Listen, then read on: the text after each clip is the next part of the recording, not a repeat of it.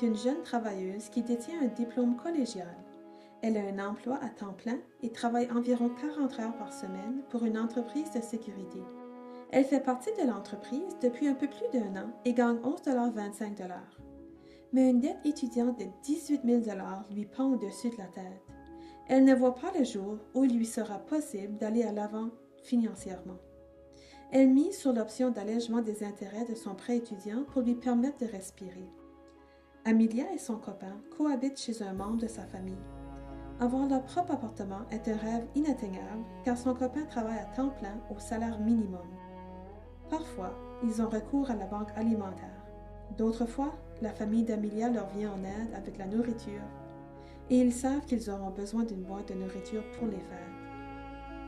Amelia ignore si elle a droit à des jours de maladie et s'ils sont payés ou non. Elle a l'option de prendre des vacances ou de recevoir sa paye de vacances. Elle a payé un dépôt pour son premier uniforme et elle doit assumer le coût des uniformes supplémentaires. L'entreprise lui a toutefois fourni un chapeau, des gants et un manteau. Et bonne nouvelle, elle vient de découvrir qu'elle aura bientôt droit aux prestations de soins de santé. Lorsqu'elle travaille pour une période allant de 5 à 10 heures, elle a une pause payée de 30 minutes et pour un tour de service de 10 à 12 heures, elle a 2 pauses payées de 30 minutes. Cependant, en raison de la nature de son travail, elle ne peut pas s'absenter de son lieu de travail durant ses pauses.